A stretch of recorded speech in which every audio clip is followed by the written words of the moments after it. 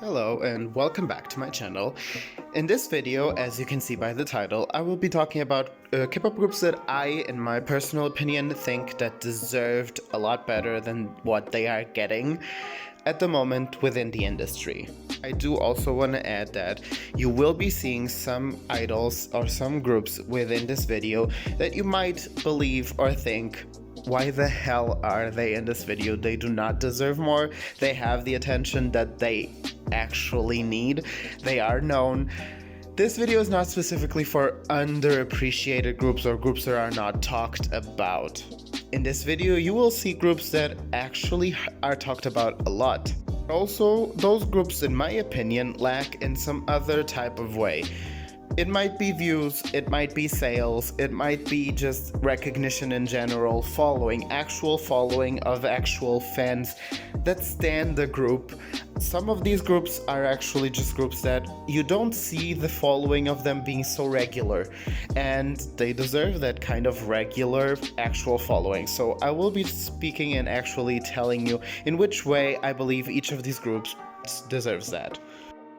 Said this video is purely commentary and only on my own idea, so none of the videos or images that I will be showing are or intend to be copyright infringement.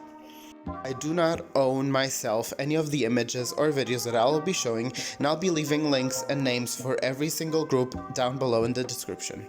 Without further ado, let's get started with the first group. A.C.E is a five-member group. They debuted in 2017, and the name A.C.E actually stands for Adventure Calling Emotions, which means that the group wants to cause emotions that urge people to go on adventures. Two of the members actually are former JYP trainees, and two other members participated in YG's Mix 9. This is a group that since their debut, have been criticized a lot within Korea, specifically because they debuted with a very unconventional outfit, wearing shorts that were very, very short, which many people in Korea criticized. Because of their originality within a company that is not at all a huge company, and because their beginning, so to say, concepts were very EDM and very unconventional for K-pop, a lot of people did not give them the recognition that they actually deserved within the music that they were putting out. Even though they have now branched out and have a variety of genres within their music videos and their concepts, people still have not really grown into specifically in Korea, which is a very needed thing, because they do not have a lot of variety shows, they do not have a lot of appearances because of this. So if you want to go check them out, I will be leaving a few of their music videos down below in the description. Next group I'm going to be talking about is VICTON. VICTON is actually a group that I would have believed would have had immediate success, specifically because of the reality of them being the brother group of A.Pink, which is clearly an monumental group within Korea. And specifically a group that has been 10 years into their career and still are having amazing comebacks and have morphed themselves into the reality of what K-pop is now. So I would have imagined that their brother group could have potentially had a lot of success, but they actually did not see the success that they actually deserved or could have had from their actual music, because a lot of people just didn't really engage with them. VICTON was actually one of those groups that lost a member to a produced series, which by now we all know how that went. And I actually thought that because of that whole situation, it could have potentially even been bad for them, because they were starting to get some attention with the last comeback that they had before the member from Produce actually came back. As we all know, the member was an X1. X1 was supposed to have 5 years of promotions, but they ended up only having 5 months because of the whole scandal. But actually, once he went back into the group, it actually helped them grow a lot, and at the moment they're one of the few groups that has actually grown since the member from the Produce series has come back, even though they still do not have the amount of actual support that I believe they can and possibly could potentially have in the future if people actually get to know them a lot more. The next group I'm going to be talking about is Golden Child. Golden Child is a group under Wallem Entertainment, and they actually started out with a much cuter and brighter concept a few years ago.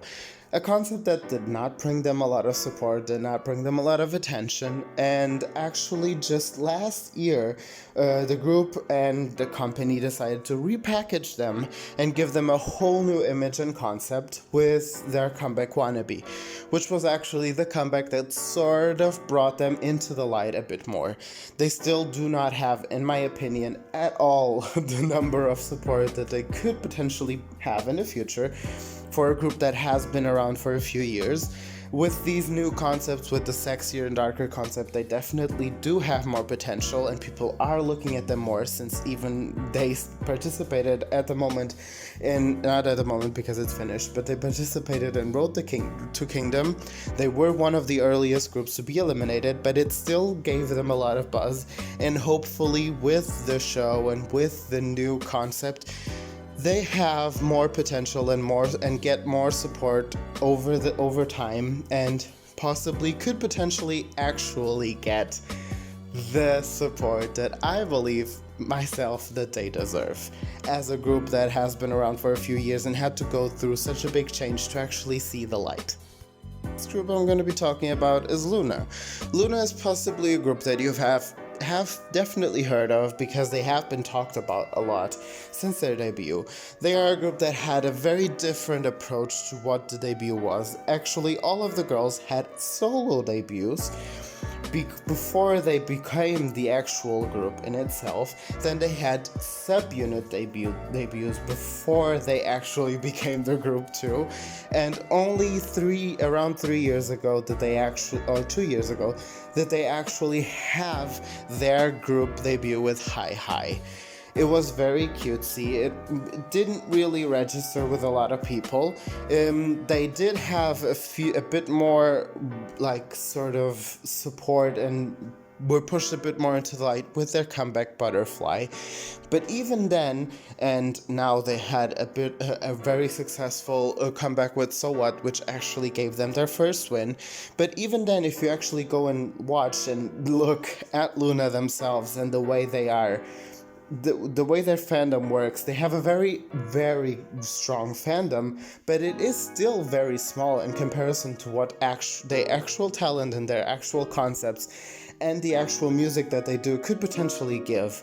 I mean, if LOONA were to actually be giving the opportunity of showing their talents to a more broad sort of a space of people, I believe that a lot of people could potentially find them interesting and talented enough to actually start to go into the group. I do believe that their origin story is a bit complicated, but reality is they have amazing music, they are incredibly talented, they are also very funny, and I do believe that they deserve a lot more and a lot better than they got and they are getting still.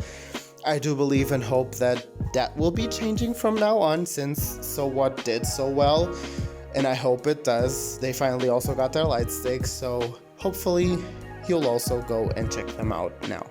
The next group I'm going to be talking about is the band N.FLYING. They actually have 2 vocalists, and they have the actual bands. They play their own instruments. They're sort of like the Rose and Day6.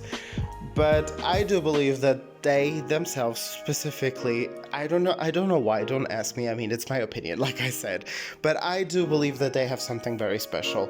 They actually had one of their comebacks be pushed back into the light somehow last year, enough to even actually make them go back into music shows, even though they had already finished promotions, and they actually got a win with that comeback, which made 0 sense for everyone, even them, but I was very glad to see them get some recognition. Now they had their new comeback, really, with a new member, and it is doing well, but I mean, honestly, from what we know from K-pop being such a popular and on-trend thing, I do believe that they deserve a lot better.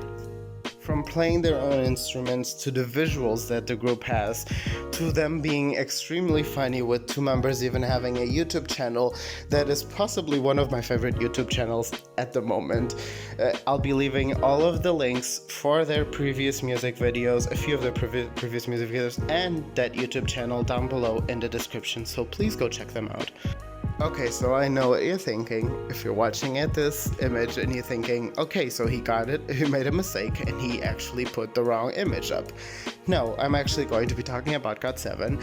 I know a lot of people might think, how the hell is GOT7 a group that deserves more or is underrated? Like I said, it's not about being underrated, it's about deserving more. And I do believe that within YG and within K-pop, GOT7 definitely deserves more. I mean, I know GOT7 has had amazing hits. Just Right is literally their most viewed music video and it has amazing views. A lot of their other songs have amazing views. But if you go and actually check out specifically their last few comebacks, I mean, you could potentially watch it from the outside and be like, oh my god, they have an amazing fandom. They are potentially one of the groups that has one of the biggest fandoms, not the biggest, but one of the biggest fandoms. They're very passionate, and I do believe that that's true, and clearly it's out in the open. But I also do believe that that fandom somehow seems to be so big, but a lot of people I don't believe are actually behind them when it actually matters, in the sense of, you see that from the sense of streaming, charting, sales, from what you see the fandom being from the outside, you would have imagined a lot of better results. I also do believe that it is biggest at fault for the reality and how they are promoted, which is a thing that we all know. JYP promotes their girl groups a lot better than they promote their boy groups.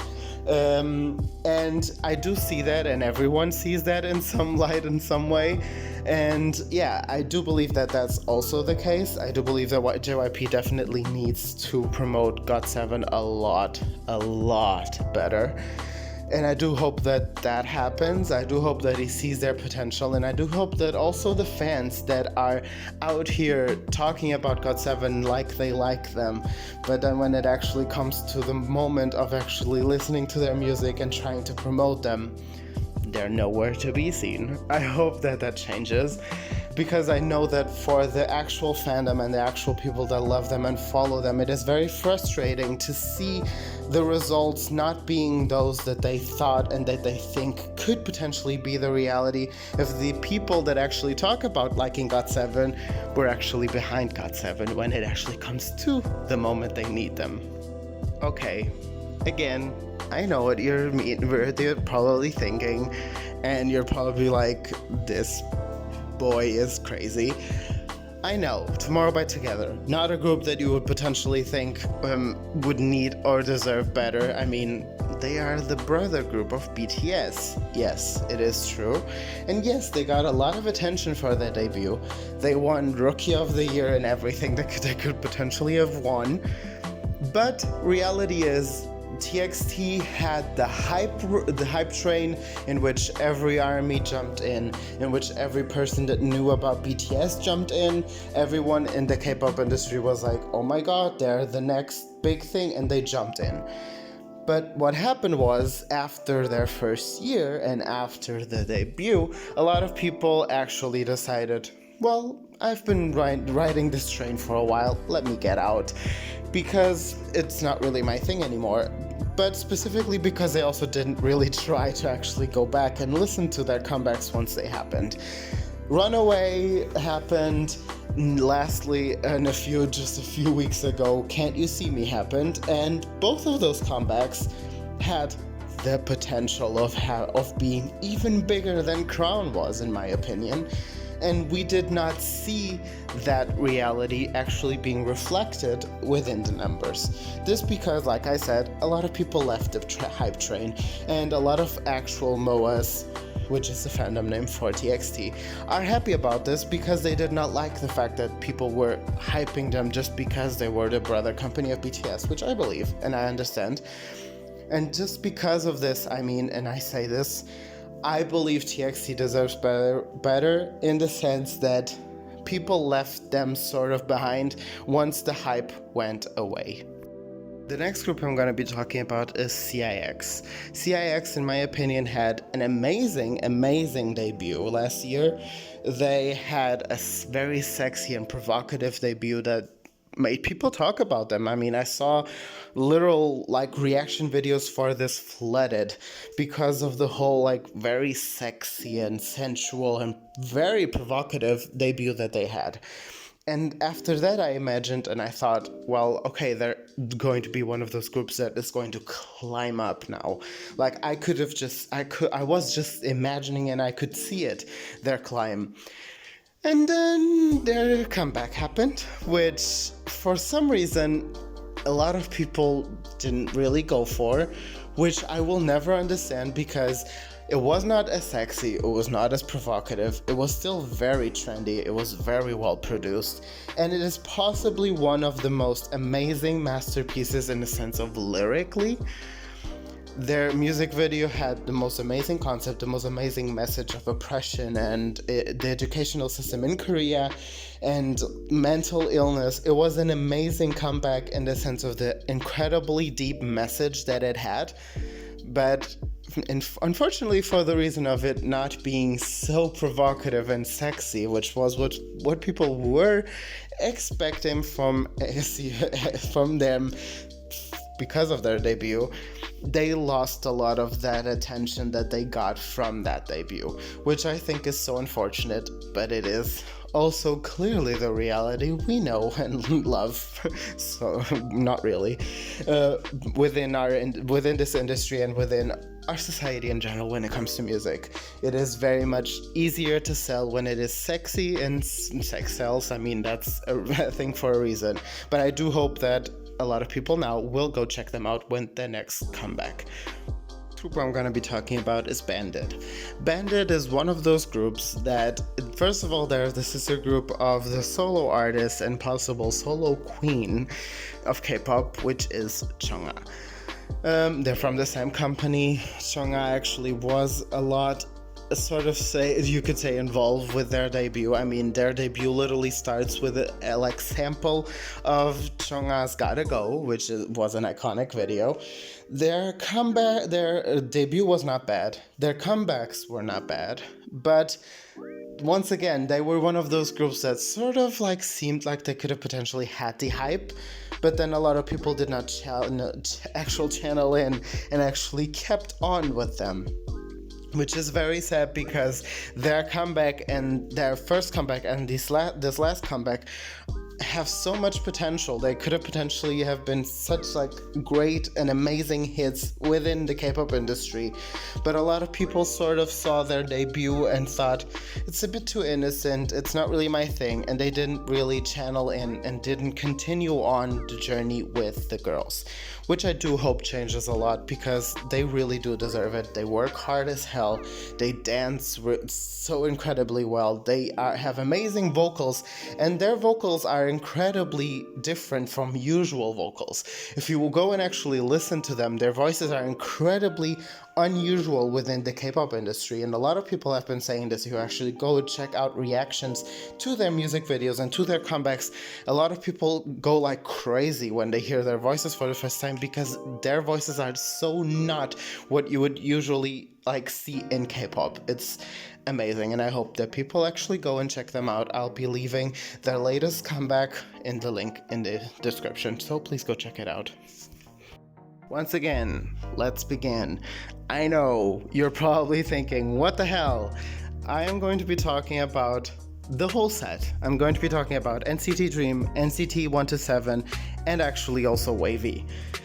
This because I know NCT is literally one of the most talked about groups also within the K-pop industry. They do not deserve more. I know a lot of people will say this.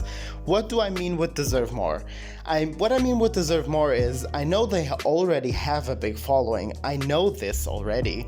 All of the units sort of have. WAYV maybe not as much, but the rest in general, NCT Dream and NCT 127 definitely do have, but I also do believe that all of the hate and all of the people and a lot of the people that do not listen to NCT do not listen to them because of their whole complicated system, which I understand I got into K-pop a year ago, and I only started to listen to NCT a few months ago. Why?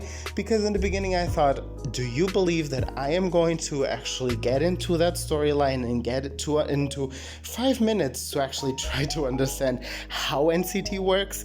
Then you are wrong. You are wrong. I'm not doing that. I have more to do with my life than to actually try and understand how NCT works. I did that to myself. I said that too. But then again, once I actually gave myself to the little bit of trouble, which was no trouble at all, to actually try and understand how NCT worked, I first of all, loved the idea. And I am very happy that SM decided to change the whole dynamic and to make NCT Dream a fixed unit, by the way. I am very happy about that. And I'm happy that they gave WAYV the possibility of actually being a group and promoting in Korea still, even though they are a Chinese subunit, part of NCT anyway. I believe that. I am one of those people. So I will be doing a video potentially, hopefully, not in that much of a time. It will probably take a while, but it is one of the things that I definitely have on my to-do list. To do a video where I do sort of an explanation of what I believe and on my way of seeing it and believing the NCT Dream system, NCT Dream, NCT 127, WAYV, NCT U system is. Believe me in one thing, it is not very difficult to search up one video that explains how NCT works. And yes, it is very complicated. Believe me, I just got into NCT for the music. I did not give an F for the whole system. And once I actually started to get into the music and I enjoyed the music, specifically I started with NCT Dream. I mainly liked NCT Dream in the beginning and then I got into all of them. It does make sense. I will be making that video and hopefully it will also help a lot, but I just want to say, I know it is difficult to understand. I know the system is complicated and it does not make sense when you're just being told how it works in a YouTube video. It is complicated, yes, but the music, their moments, their YouTube channel where they literally are YouTubers, it is so worth it to watch. They are incredibly funny, they have amazing music, they have amazing comebacks. The content that they give is actually like incredible. Their visuals, the rappers, like it is honestly incredible how much I believe that if it weren't for them being known as the groups that have the weird system, how much more they could have. So that's why I included them. Next group I'm going to be talking about is HINAPIA. I'm not quite sure where that stands, but I know what a lot of people, if they sort of have heard of them, possibly are thinking. Like, they literally had their debut like at the end of last year, sort of. So like, how are they underrated or deserve more? They literally just started. They have their whole like plan ahead of them. I do see that and I do understand that, and I do hope that they get to show a lot more. What I mean with them deserving more is already the fact that 4 of the members come from Pristin, which most possibly a lot of people may know. Pristin had a lot of potential, but let's just say it didn't really work out. Specifically, a lot of people blame Pledis for it. I do not know a lot about the Pristin situation. I will be doing my research about it and potentially could, if it is in interest of anyone, make a video about Pristin and sort of talking about how that whole thing went down. But I know that those 4 members specifically went through so much because of that disbandment. So getting this opportunity to come back with a new member is so important for them. I will be showing now pictures of the 4 members that are from Pristin. I do hope that they get more attention. They had their debut with Drip. It didn't do as well as it could have potentially done. The song, the music video, everything, it wasn't so good. And I do believe that it could have done so much better. It does not have, in the sense of like views and in the sense of that, it does not show the amount that it could potentially have, but also the support of them clearly is still like very new because of them being a group that sort of died out in Princeton, and now they're coming back and revamping it with a new member. I do hope this changes, and I do hope the girls get a chance to actually show their potential this time. CLC. Do I have to say anything else? Or is their name enough? CLC are possibly, the queens of being underrated, the queens of being considered underrated. I know a lot of people are like already kind of mad when they listen the name CLC with underrated next to it, but let's be honest, it's the whole damn truth. Like, CLC is one of those groups, they have everything to be a huge success. The only thing that they don't have is actually the opportunity from their company to show it.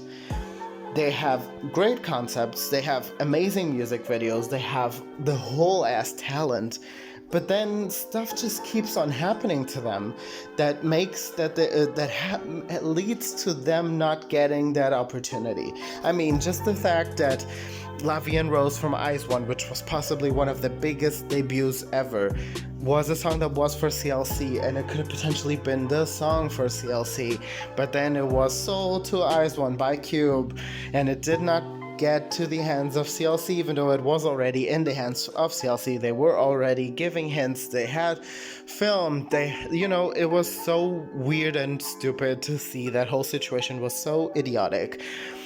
I do hope that Cube watches what happened with the last comeback for G-Idol, in which they just put their whole life into it, their whole budget into it, and they gave it their all, and it paid off because it was potentially one of the biggest comebacks that G-Idol ever had.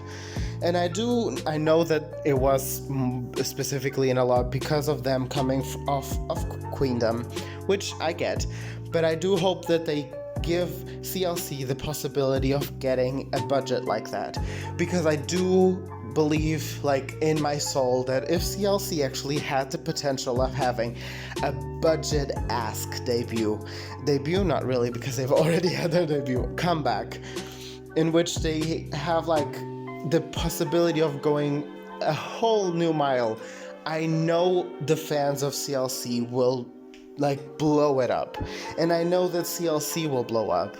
Like, it's a thing that we all know. We look at them, we look at their comebacks that they had specifically last year, and you can tell that if they got the budget, the music video would implode. So I do hope that they get that.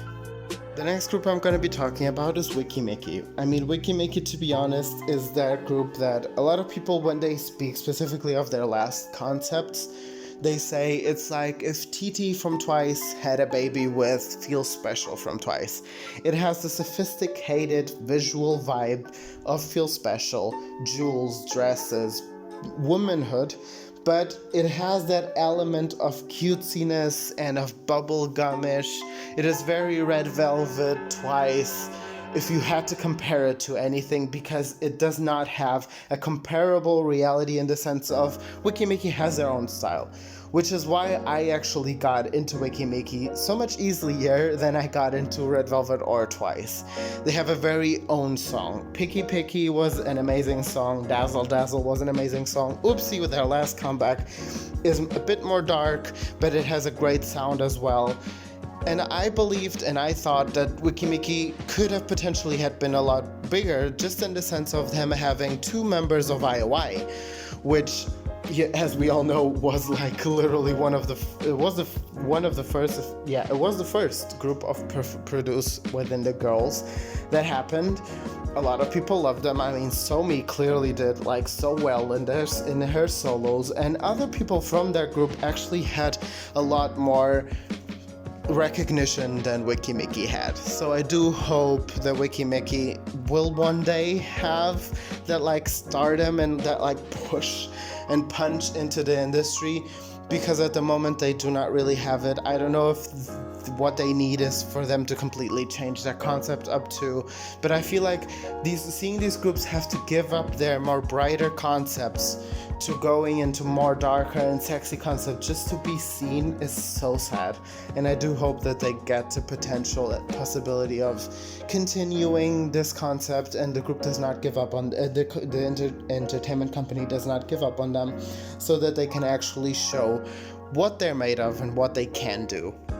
And last but not least at all, because it is actually my OLT group, the BOYZ. The BOYZ are first of all, they participated in Road to Kingdom like Golden Child, but they actually won and are now going on into Kingdom, which I so hope that is the thing that they need to bring them in to the industry. Because when I say this, I mean it with everything and with every bone that I have in my body. I know the BOYZ can be big. I know that they have everything. I see in the BOYZ and in their fandom what I see in a lot of other groups that went big. They have the passion, they have the burning interaction and love within their fandom.